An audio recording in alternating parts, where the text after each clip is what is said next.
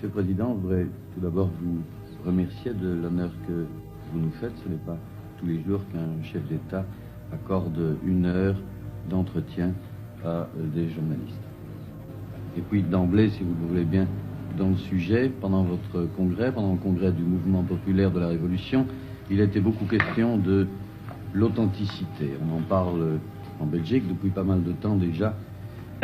On sait que les noms des rues ont été souvent changés, à Kinshasa et dans les autres villes du Zaïre. On a enlevé des statues aussi. On a changé les prénoms. Est-ce que vous pourriez expliquer le pourquoi?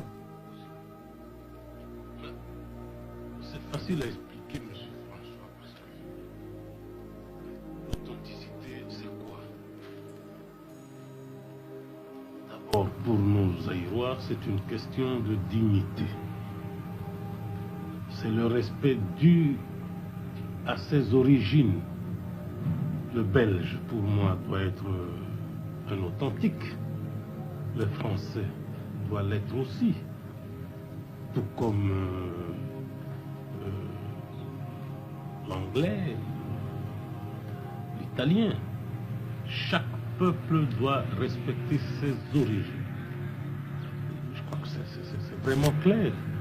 Et ça nous permet à nous aussi, je vous le dis sans complexe, mais nous devons, nous autres anciens colonisés, nous décomplexer aussi avec cela. Éviter tout ce qui nous a été légué, qui me paraît à moi franchement être une espèce de coloration. Tant qu'à faire, Monsieur le Président, on peut dire que les Zaïrois aujourd'hui recherchent leur personnalité et qu'ils préfèrent le prénom d'un de leurs ancêtres que de s'appeler comme il y a quelques années être ce Émile Zola, par exemple. Être ce qu'ils sont, tels qu'ils sont, mais pas comme on voudrait qu'ils soient. C'est tout, c'est ça l'authenticité. Est-ce qu'à travers l'authenticité, Monsieur le Président, mais je vais un peu enchaîner. Vous avez fait allusion aux prénoms. Mais les prénoms, comme vous le savez, c'était des noms propres de certaines personnes qui ont vécu comme vous et moi dans ce monde. Et l'Église catholique elle-même baptisait comme pendant plus de 1000 ans.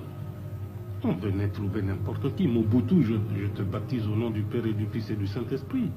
François, je te baptise au nom du Père et du Fils et du Saint-Esprit. Ce n'est qu'après plus de 1000 ans d'existence que l'Église a trouvé